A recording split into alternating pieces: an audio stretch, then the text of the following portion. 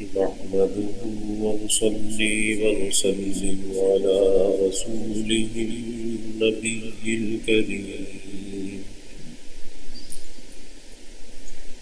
وعلى آله وصحابه أجمعين.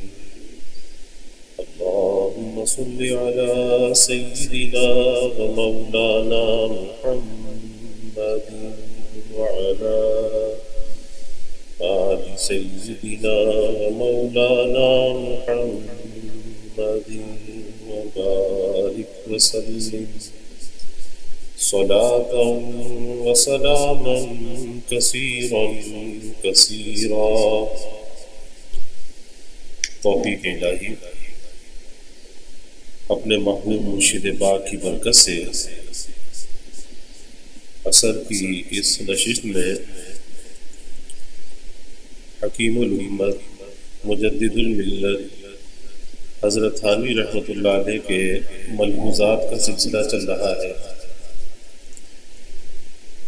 فرمایا کہ کامل وہی مکمل وہی ہے، کامل مکمل وہی ہے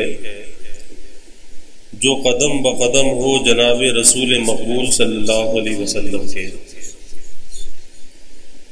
جس کا ظاہر ہو مثل ظاہر پیغمبر صلی اللہ علیہ وسلم کے، اور جس کا باطن ہو مثل باطن پیغمبر صلی اللہ علیہ وسلم کے. یعنی ہر امر اور ہر حال میں پیغمبر صلی اللہ علیہ وسلم ہی اس کے قبلہ و کعبہ ہوں.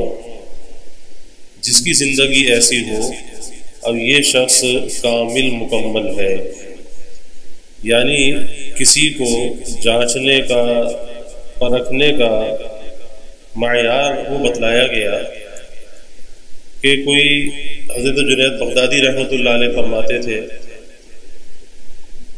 کہ کوئی ہوا میں اڑ کر دکھائے تو اس سے متاثر نہ ہونا، کوئی پانی پر چل کر دکھائے تو اس سے متاثر نہ ہونا، کیونکہ ہوا میں تو پرندے بھی اڑتے ہیں اور پانی پر تنکے بھی تیر لیتے ہیں. لیکن اگر کسی کو جانچنا ہے پرکھنا ہے تو اس کا معیار یہ ہے کہ اس کی زندگی قدم بقدم ہو رسول اللہ صلی اللہ علیہ وسلم کی. یہ صاحب کرامت ہے. آج بہت سی ظاہری کرامتوں کو دیکھا جاتا ہے اور اس سے متاثر ہو کر آدمی اس کا معتقد بن جاتا ہے. اب چاہے اس کی زندگی خلاف شریعت ہو، خلاف سنت ہو، لیکن کوئی ایسی خرق عادت اگر کوئی بات اس سے ثابت ہو گئی، ظاہر ہو گئی، تو اس سے متاثر ہو کر آدمی یہ سمجھتا ہے کہ بھئی یہ تو بہت پہنچا ہوا ہے. تو یاد رکھیے کہ معیار یہ ہے کہ اس کی زندگی قدم بقدم ہو جناب رسول مقبول صلی اللہ علیہ وسلم کے. اب یہاں پر سوال یہ ہے کہ کیا انسان کی زندگی ایسی ہو سکتی ہے؟ کیا ایسا انسان کے اختیار میں ہے کہ وہ اپنی زندگی کو مثل پیغمبر صلی اللہ علیہ وسلم کی زندگی کے بنا لے، اپنے ظاہر کو مثل ظاہر پیغمبر صلی اللہ علیہ وسلم کے بنا لے، اور اپنے باطن کو مثل باطن پیغمبر صلی اللہ علیہ وسلم کے بنا لے؟ کیا انسان ایسا کر سکتا ہے؟ تو جواب یہ ہے کہ کر سکتا ہے، انسان کے اختیار میں. کیونکہ رسول اللہ صلی اللہ علیہ وسلم کی جو حیات طیبہ ہے اسے ہمارے لیے اسوہ قرار دیا گیا، بہترین نمونہ قرار دیا گیا. یعنی زندگی گزارنے کے لیے کوئی آئیڈیل، کوئی نمونہ، کوئی ایسی ہستی کہ جس کا اتباع کیا جائے، جس کو فالو کیا جائے، اور وہ ایسی ہستی ہو کہ جس کو اتباع کرنے میں کامیابی کی ضمانت بھی موجود ہو. تو وہ ایک ہی ہستی ہے، وہ رسول اللہ صلی اللہ علیہ وسلم کی، کہ جو آپ صلی اللہ علیہ وسلم کے اسوہ پر چلنے والا، آپ کے طریقوں پر چلنے والا کبھی ناکام نہیں ہوا، کبھی نامراد نہیں ہوا. کیونکہ یہ وہ مبارک طریقے ہیں کہ جو رسول اللہ صلی اللہ علیہ وسلم اللہ کے محبوب ہیں. اور جو آپ کے طریقے ہیں وہ بھی اللہ کو پسند ہیں، اللہ کو محبوب ہیں. تو جو آپ کے طریقوں کی نقالی کو اختیار کرے گا، آپ جیسا بننے کی کوشش کرے گا، اب اس کوشش میں کتنا کامیاب ہوتا ہے کتنا کامیاب نہیں ہوتا، لیکن دل کی سچائی کے ساتھ جو اس بات کی کوشش کرے گا کہ میری زندگی نمونہ بن جائے رسول اللہ صلی اللہ علیہ وسلم کی زندگی کا، اللہ کا فضل اس پر ضرور متوجہ ہوگا اور اس راستے میں اللہ اس کو ضرور کامیاب کرے گا. اس لیے آج یہ زمانہ مادیت پرستی کا زمانہ ہے، اور آج دنیا کی چمک دمک ایک ایسی ذہنوں پر چھائی ہوئی ہے کہ آدمی سوچتا ہے کہ جی اتباع سنت پر عمل کرنا تو بڑا مشکل ہے، اور لوگ کیا کہیں گے. تو بہت سے اچھے کاموں کو، بہت سے سنت کے طریقوں کو اس لیے آدمی چھوڑ دیتا ہے کہ جی لوگ کیا کہیں گے. بہت سے لوگ اس لیے نہیں کرتے کہ ابھی تو بہت لمبی عمر پڑی ہے، چلو کوئی وقت آئے گا تو کر لیں گے. تو بھائی عمر کا کسی کو پتہ نہیں کہ عمر کس کی کتنی باقی ہے. جو وقت حاصل ہے، موجود ہے، اگر اس وقت کو قیمتی بنا لو، آگے آنے والے وقت کا انتظار نہ کرو کہ آگے وقت مہلت ہے یا نہیں ہے، ہم میں سے کسی کو معلوم نہیں ہے. تو آج جو وقت ہمیں حاصل ہے اس کی فکر کرنی چاہیے.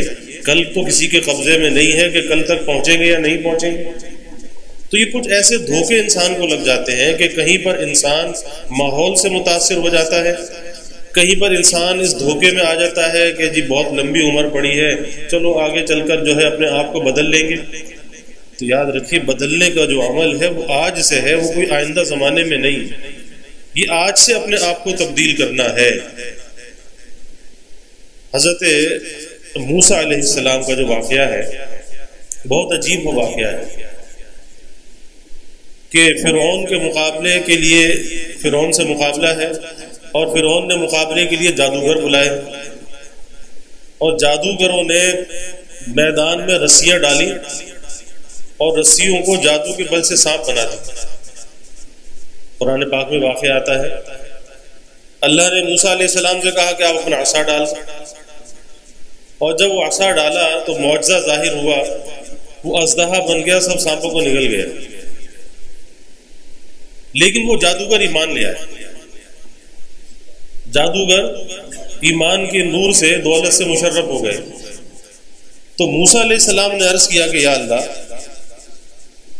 اصل مقابلہ تو فرعون سے تھا، فرعون کو تو ہدایت نہ ہوئی، لیکن یہ جادوگر ایمان لے آئے. تو اللہ نے فرمایا کہ موسیٰ، یہ جادوگر تیری تشبہ لے کر آئے تھے، تیرے جیسا لباس پہن کر آئے تھے. جادوگر جو مقابلے کے لیے آئے تھے تو موسیٰ علیہ السلام کی نقالی اختیار کر کے آئے. تو اس نقالی پر اللہ تعالیٰ کا فضل ہو گیا کہ یہ میرے محبوب کی نقالی لے کر آئے ہیں، اس کی تشبہ لے کر آئے ہیں، تو یہ کیسے محروم چلے جائیں، خالی کیسے لوٹ جائیں. ان پر اللہ کا فضل ہو گیا، ایمان کی دولت انہیں مل گئی. کس بنا پر ملی؟ نقالی کی بنا پر ملی. تو یہ جو خالی نقالی ہے، اس نقالی کو بھی بیکار نہیں سمجھنا چاہیے، بیکار نہیں سمجھنا چاہیے. اسی لیے خواجہ صاحب رحمۃ اللہ علیہ فرماتے تھے کہ اگر قیامت کے دن اللہ نے ہم سے یہ پوچھا کہ کیا لے کر آئے ہو، تو ہم تو یہ عرض کر دیں کہ یا اللہ، تیرے محبوب کی شباہت لے کر آیا ہو، تیرے محبوب کی شباہت لے کر آیا ہو. حقیقت اس کو تو کر دے، میں صورت لے کر آیا ہوں. کہ میں تو صورت ہی بنا سکا، میں تو اتنا ہی کر سکا، یا اللہ اس میں حقیقت تو پیدا کر دے. اس پر بھی اللہ تعالیٰ کا فضل ہو جائے گا. کیونکہ بزرگوں نے لکھا ہے کہ جب وہ ساحران فرعون پر اس وجہ سے اللہ کا فضل ہو گیا کہ انہوں نے موسیٰ علیہ السلام کی نقالی کو اختیار کیا تھا، تو آج کوئی رسول اللہ صلی اللہ علیہ وسلم کی نقالی کو اختیار کرے، کیا اس پر اللہ کا فضل نہیں ہوگا؟ ضرور اس پر اللہ کا فضل ہوگا. لیکن بس ایک ہمت کی ضرورت ہے کہ آدمی ہمت کر کے اتباع شروع کر دے. اور اس اتباع کا آسان طریقہ ہے. پہلی چیز تو یہ کہ اپنے نبی کے ساتھ ہمارے دل کے اندر ایک وفا کا تعلق ہونا چاہیے، اور اس بات کو سوچنا چاہیے کہ ہمارے نبی نے امت کے ساتھ کیسا وفا کیا ہے.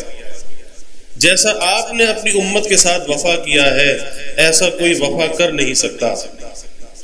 کہ ہر موقع پر آپ نے اپنی امت کو یاد رکھا ہے، کبھی امت کو فراموش نہیں کیا، تو کیا امت اپنے نبی کو بھول جائے؟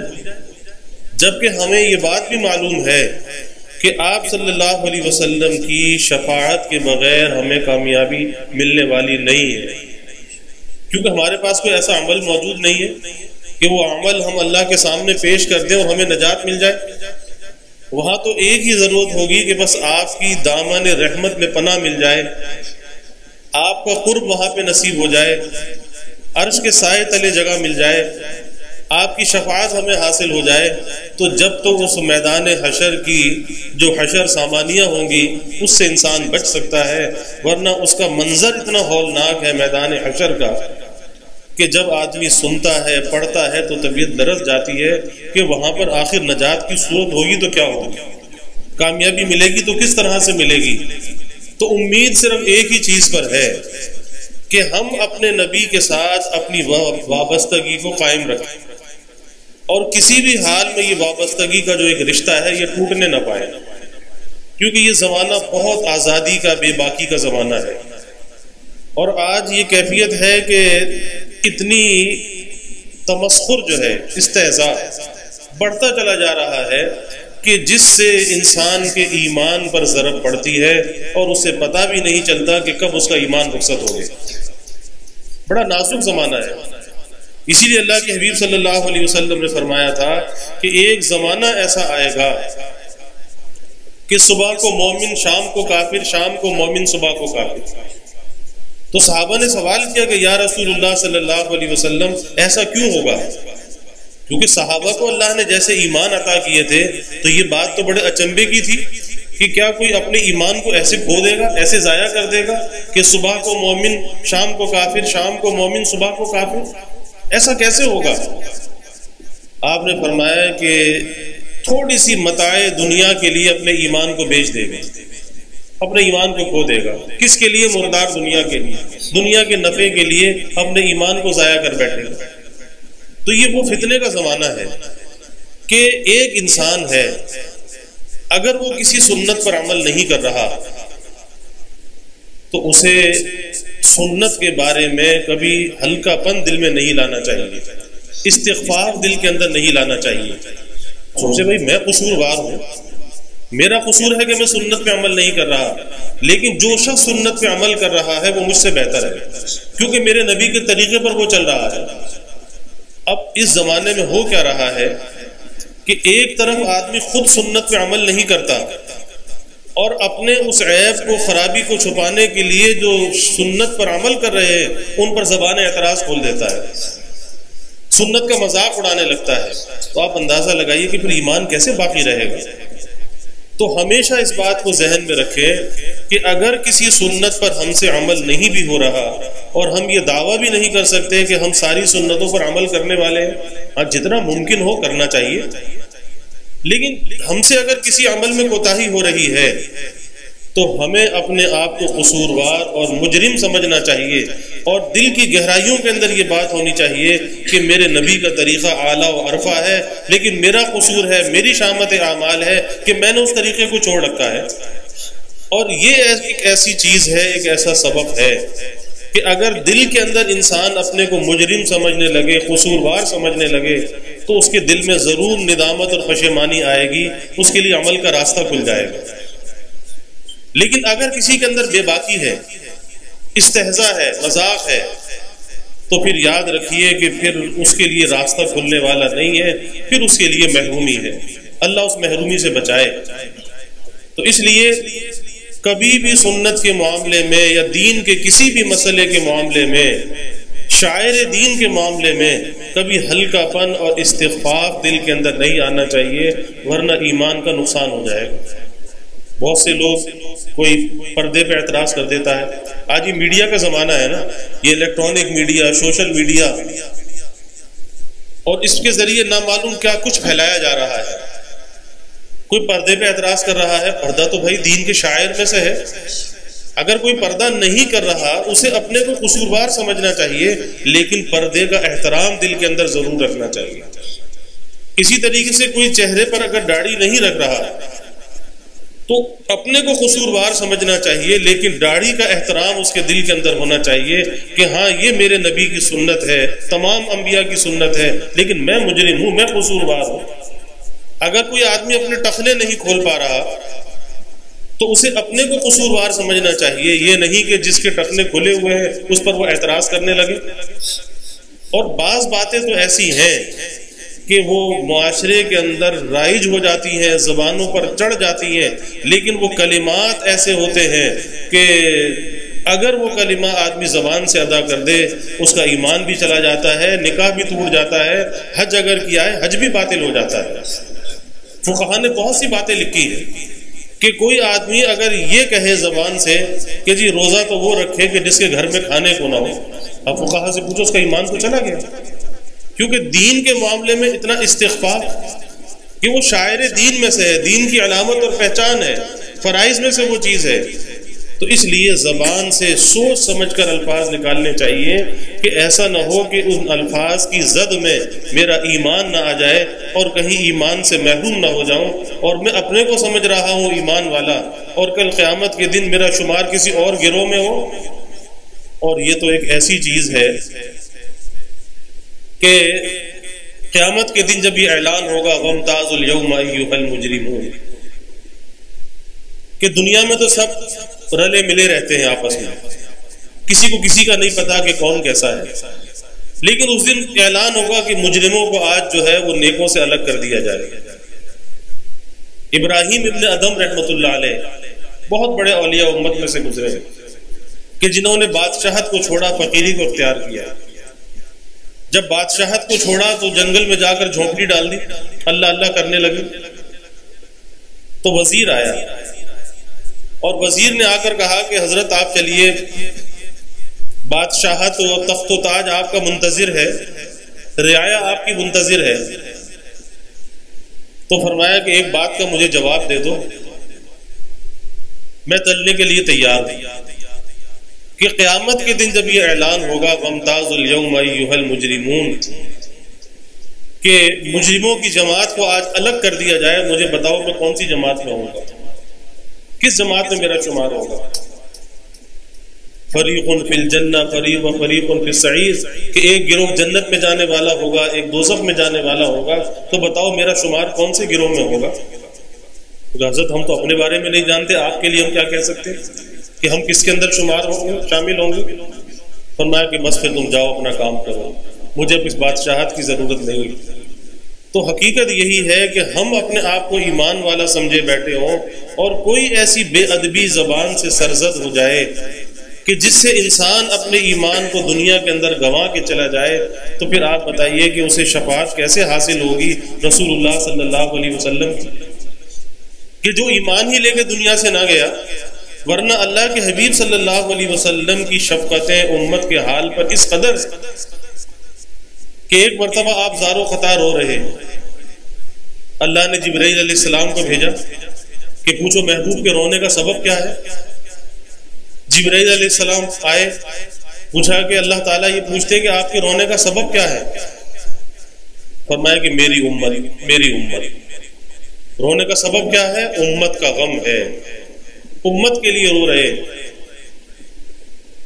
جبرائیل علیہ السلام آسمانوں پر گئے، کہا کہ جی آپ صلی اللہ علیہ وسلم کے رونے کا جو سبب ہے وہ امت ہے، امت کے غم میں رو رہے ہیں۔ فرمایا کہ جاؤ کہہ دو کہ امت کے معاملے میں آپ کو راضی کریں گے، آپ کو ناراض نہیں کریں گے۔ آپ نے کیا فرمایا جب یہ خوشخبری ملی کہ میں تو اس وقت تک راضی نہیں ہوں گا جب تک اپنے ایک ایک امتی کو بخشوا کے جنت میں نہ لے جاؤں، میں تو اس وقت تک راضی نہیں ہوں گا، لیکن بات یہ ہے کہ امتی ہونے کی جو نسبت ہے وہ بھی تو باقی رہے۔ آج تو اس نسبت کے لالے پڑے ہوئے ہیں کہ آج اس نسبت کی قدر دلوں سے نکلتی چلی جا رہی ہے، اور دنیا کی مادیت اتنی ذہنوں پر چھاتی چلی جا رہی ہے کہ انسان اس نسبت کی بھی پرواہ نہیں کر رہا کہ یہ نسبت کتنی عظیم نسبت ہے۔ ڈاکٹر اقبال نے، علامہ اقبال نے کیا کہا کہ محمد سے وفا تو نے تو ہم تیرے، اور یہ تفسیر قل ان کنتم تحبون اللہ فاتبعونی یحببکم اللہ، کی محمد سے وفا تو نے تو ہم تیرے ہیں، یہ جہاں چیز ہے کیا کس دنیا پہ تو مرتا ہے، یہ فانی دنیا پہ، مردار دنیا پہ، یہ جہاں چیز ہے کیا لوح و قلم تیرے ہیں، کہ تو اپنے نبی سے وفا تو کر کے دے، تو ان کی غلامی کو اختیار کر کے تو دے، تو یہ دنیا مردار کیا چیز ہے، ارے تجھے تو کاتب تقدیر بنا دیا جائے گا، لوح و قلم تجھے دے دیا جائے گا اور تو جو چاہے اس پر لکھ لے، کی محمد سے وفا تو نے تو ہم تیرے ہیں، یہ جہاں چیز ہے کیا لوح و قلم تیرے ہیں۔ معمولی بات ہے لیکن بھائی وفا کا تعلق ہونا چاہیے، اور وفا کیا ہے؟ وفا اتباع ہے۔ وفا کیا ہے؟ وفا اتباع ہے، کہ اتباع زندگی کے اندر ہونا چاہیے، اور اس کے لیے آسان سا راستہ یہ ہے، میں بار بار یہ بات عرض کرتا ہوں، کسی کو مشکل اگر نظر آتی ہے، ارے بھائی ایک سنت پر عمل کر سکتا ہے، ایک سنت پر عمل کرنا شروع کر دے، دو سنتوں پر عمل کر سکتا ہے، دو پر شروع کر دے، کوشش تو شروع کر دے، چلنا تو شروع کر دے، اور جو اس راستے میں چلنا شروع کرتا ہے اللہ اسے ناکام نہیں کرتا، نامراد نہیں کرتا، اللہ اس چلنے کی قدر کرتا ہے کہ ٹوٹا پھوٹا چل رہا ہے لیکن چل تو رہا ہے، چلنے والوں میں نام تو لکھوا لے۔ اگر کوئی چلنا ہی نہ چاہے تو پھر ظاہر ہے کہ اللہ کا فضل کیسے اس پہ متوجہ ہوگا۔ انلزمکموها وانتم لها کارہون، کہ یہ دین اتنا سستا نہیں ہے کہ لوگوں کے سروں پہ منڈ دیا جائے، چلنا پڑے گا، کوشش کرنی پڑے گی، لیکن جب کوشش کرو گے، چلنا شروع کرو گے، پھر اللہ کی مدد ساتھ ہوگی، اللہ کی معیت ساتھ ہوگی، اور وہ مدد ایسی دستگیر ہوگی کہ پھر دین پر چلنا، دین پر عمل کرنا پھر آسان ہوگا، پھر مشکل نہیں ہوگا۔ تو یہ ذہن میں بوجھ رکھنا کہ جی میں کیسے سارے دین پر عمل کر سکتا ہوں، ساری سنتوں پر عمل کر سکتا ہوں، ارے بھائی ایک نیکی سے شروع کر دو، ایک سنت سے شروع کر دو، 10 دفعہ کلمہ طیبہ سے ذکر شروع کر دو، ایک رکوع تلاوت سے شروع کر دو، لیکن شروع کر دو، اور کسی آنے والے وقت کے انتظار میں نہ رہو کہ کوئی آنے والا وقت آئے گا تو کچھ کریں گے، آنے والے وقت کا کوئی بھروسہ نہیں ہے، نہ معلوم کیا حالت ہوگی۔ کبھی انسان اپنی زندگی کو غفلتوں کے اندر گنوا دیتا ہے، کس لیے؟ آنے والے وقت کے انتظار میں، لیکن آنے والے وقت میں یا تو کوئی ایسی مصروفیت آ جاتی ہے یا کوئی ایسی بیماری آ جاتی ہے کہ پھر اگر وہ کچھ کرنا بھی چاہتا ہے تو کر نہیں پاتا، سوائے پچھتاوے کے پاس کچھ بھی نہیں ہوتا۔ کبھی صحت جواب دے جاتی ہے، کبھی کوئی فرصت اسے نہیں ملتی، مہلت نہیں ملتی، بہت سے مسائل ایسے آ جاتے ہیں۔ اس لیے آج کو غنیمت جاننا چاہیے، آج سے نیکی کو شروع کرنا چاہیے، اور آج سے اتباع سنت کے عمل کو شروع کرنا چاہیے، کسی آنے والے کل کا انتظار نہیں۔ اور دوسری بات یہ ہے کہ کسی کے لوم و لائم کی، ملامت کی پرواہ نہیں کرنی چاہیے۔ یہ اللہ کے دین کا راستہ ہے نا، تو صحابہ کو بھی بہت تانے ملتے تھے، بہت دشواریاں پیش آتی تھیں، اپنے گھر کے رشتہ دار تانے دیتے تھے، برا بھلا کہتے تھے، یہاں تک کہتے تھے تمہارے نبی تو تمہیں استنجے کا طریقہ بھی سکھاتے ہیں، کیا تمہیں استنجے کا طریقہ نہیں آتا؟ تو صحابہ کہتے تھے کہ ہاں ہمیں استنجا کرنا بھی نہیں آتا تھا، ہمارے نبی نے ہمیں سکھایا کہ استنجا کیسے کیا جاتا ہے، طہارت کیسے لی جاتی ہے، ہمیں تو یہ بھی معلوم نہیں تھا۔ تو کہیں پر کسی سے متاثر نہیں ہوئے اور متاثر ہو کر عمل نہیں چھوڑا۔ آج ہماری کیا کمزوری ہے کہ ہم متاثر ہو جاتے ہیں، کسی نے کچھ کہا تو فوراً بس گھبرا گئے اور فوراً نیکی کو چھوڑ دیا، اور جس رنگ میں کوئی رنگنا چاہا اس رنگ میں رنگ گئے۔ تو ایسے بھائی کسی سے متاثر نہیں ہونا چاہیے، کسی کی ملامت کی، کسی کے لوم و لائم کی پرواہ نہیں کرنی چاہیے۔ اور ایک عجیب بات اللہ کے حبیب صلی اللہ علیہ وسلم نے فرمایا کہ ایک زمانہ ایسا بھی آئے گا کہ جس میں میرے طریقے پر، میری سنت پر عمل کرنا، دین پر چلنا دشوار ہو جائے گا، اور اس وقت جو دین پر عمل کرے گا اس زمانے میں، اور آج وہی زمانہ ہے، قدم قدم پر رکاوٹیں ہیں، اس وقت جو دین پر عمل کرے گا، باوجود رکاوٹوں کے عمل کرے گا، اسے 50 آدمیوں کی عبادت کا ثواب ملے گا۔ تو صحابہ نے فوراً سوال کیا، اور عجیب سوال کیا، در حقیقت وہ ہمارے لیے سوال کیا، فوراً سوال کیا کہ یا رسول اللہ صلی اللہ علیہ وسلم، وہ جو 50 آدمی ہوں گے وہ ان میں کے یا ہم میں کے؟ وہ کون سے 50 ہوں گے؟ آپ صلی اللہ علیہ وسلم نے فرمایا کہ وہ زمانہ تو وہ ہوگا جہاں پہ عمل کرنا مشکل ہوگا، لیکن جن 50 آدمیوں کے عمل کا انہیں ثواب ملے گا وہ تم میں کے ہوں گے۔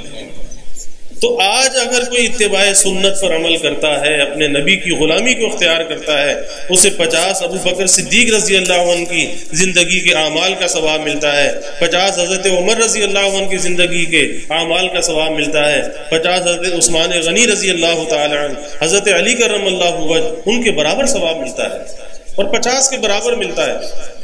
تو ہمارے لیے کتنی آسانی ہے کہ ہم عمل تھوڑا کریں لیکن اجر و ثواب زیادہ پائیں۔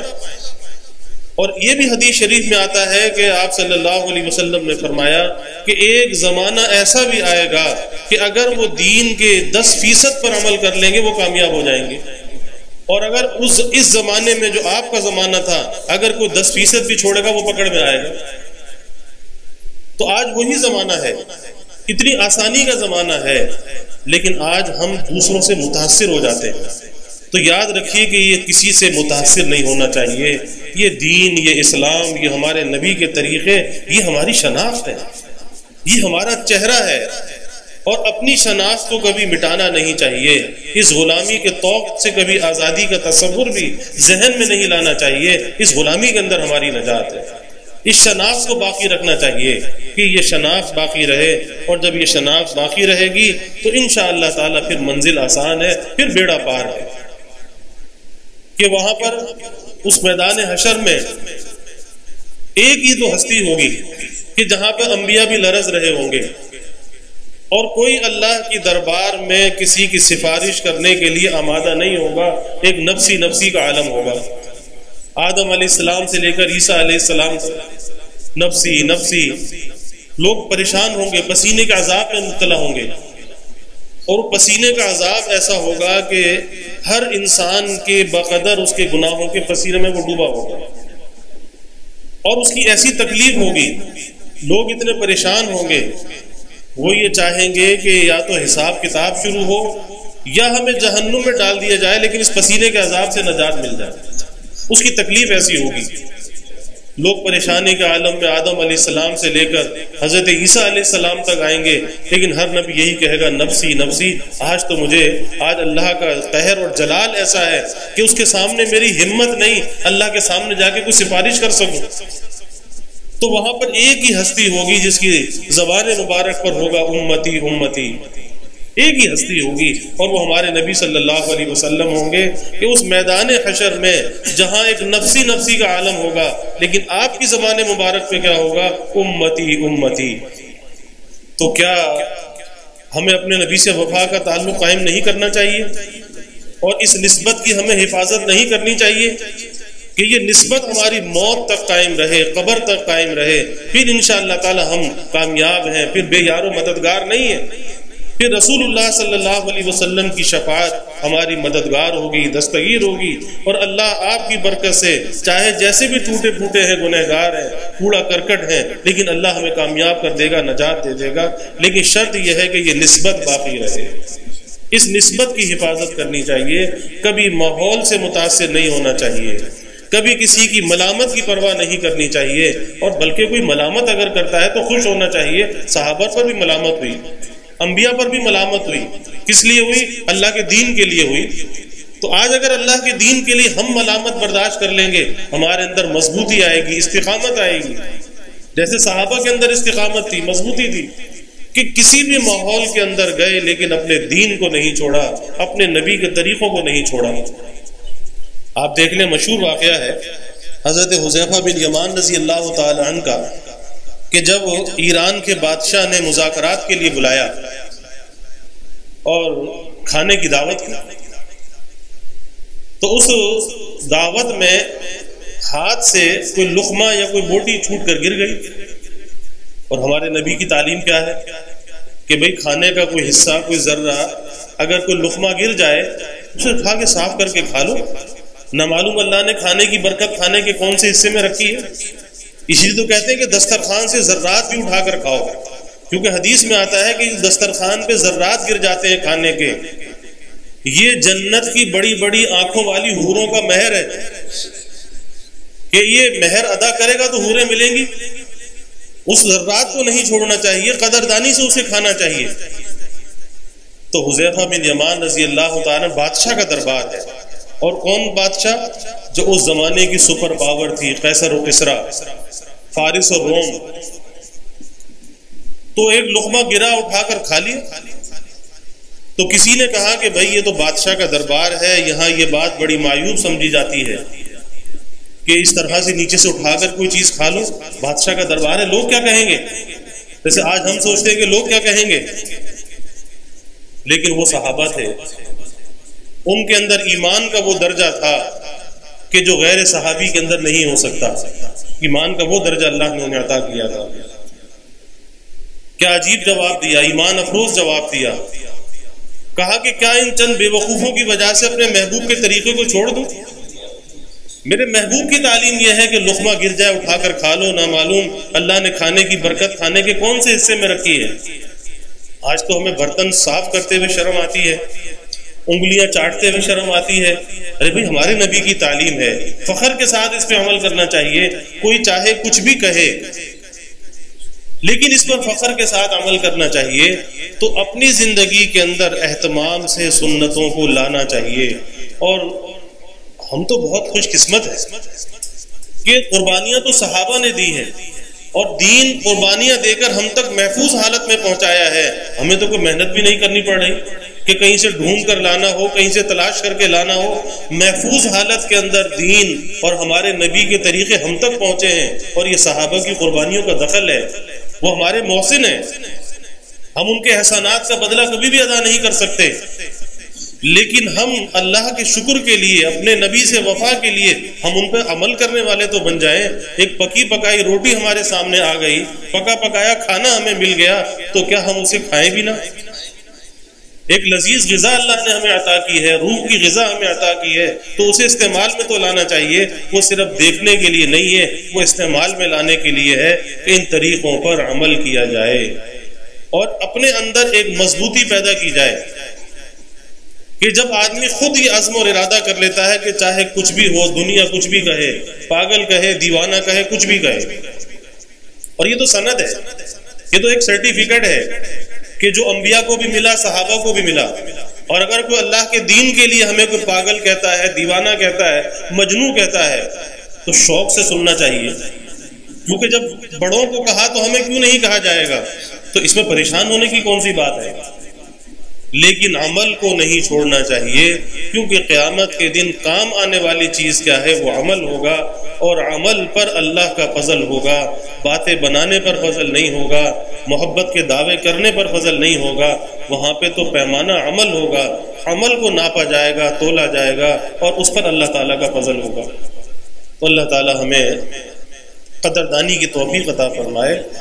اور یہ راستہ اتنا آسان بھی ہے اور اتنا خوشگوار بھی ہے، اور اللہ کو اتنا پسند بھی ہے کہ اللہ تک پہنچنے کے جو راستے ہیں وہ مخلوقات کی سانسوں سے زیادہ ہے۔ لیکن ان تمام راستوں میں جو سب سے آسان راستہ ہے، اسلم راستہ ہے، احوط راستہ ہے، اجمل راستہ ہے، وہ ہمارے نبی صلی اللہ علیہ وسلم کا طریقہ ہے کہ جو اس راستے پر چلتا ہے اللہ اس کے ساتھ اجتباعیت کا معاملہ کرتا ہے، اور اللہ اس کے اندر ایسی کشش اور جاذبیت پیدا کر دیتا ہے اتباع سنت کی برکت سے، اور اللہ اسے اپنی جانب کھینچ لیتا ہے۔ اللہ یجتبی الیہ من یشاء، اللہ جسے چاہتا ہے اپنی طرف کھینچ لیتا ہے۔ تو اللہ تعالیٰ سے دعا بھی کرنی چاہیے اور کوشش اور ہمت بھی کرنی چاہیے۔ اور بات یہی ہے کہ جب جس موقع پر جس سنت پر عمل کر سکتا ہے شوق سے کر لینا چاہیے، اور ان عادتوں کو باقی رکھتے ہوئے پھر آگے کی فکر کرنی چاہیے۔ اور روزمرہ کی جو سنتیں ہیں، کھانے کی سنت ہے، پینے کی سنت ہے، لباس کی سنت ہے، سونے اور جاگنے کی سنت ہے، جوتا پہننے اور اتارنے کی سنت ہے، لباس پہننے اتارنے کی سنت ہے، یہ جتنی سنتیں ہیں آسان بھی ہیں اور روزمرہ ان کاموں کو کرتے بھی ہیں۔ اگر ہم سوچ سوچ کر سنت کے مطابق کرنے لگے، ہماری زندگی سنت کا نمونہ بن جائے، اور اس پہ ملے گا کیا؟ اس پر محبوبیت کا وعدہ ہے، فَاتَّبِعُونِي يُحْبِبْكُمُ اللَّهُ، کہ جو آپ صلی اللہ علیہ وسلم کا اتباع کرے اس کا ثمرہ یہ ملے گا، اللہ اس سے محبت کرے گا، اللہ کا وہ محبوب بن جائے گا، اللہ کا وہ پیارا بن جائے گا۔ اور بھائی زندگی میں مقصد تو یہ بھی ہونا چاہیے کہ ہم اللہ کے پیارے بن جائیں، اللہ کے محبوب بن جائیں، لیکن راستہ ایک ہی ہے، اس کے علاوہ راستہ کوئی نہیں ہے اللہ کی محبوبیت حاصل کرنے کا کہ وہ نبی کی غلامی ہے۔ اللہ تعالی ہمیں اس پر عمل کی توفیق عطا فرمائے۔ جمعے کی آخری ساعت ہے اور قبولیت دعا کا یہ وقت ہے، اللہ تعالیٰ سے اپنی حاجات کو مانگنا چاہیے۔ وآخر دعوانا الحمد للہ رب العالمین والعاقبۃ للمتقین والصلاة والسلام علی اشرف الانبیاء والمرسلین اللہم صل علی سیدنا و مولانا محمد وعلی آل سیدنا و مولانا محمد وبارک وسلم۔ ربنا آتنا فی الدنیا حسنہ وفی الآخرۃ حسنہ وقنا عذاب النار۔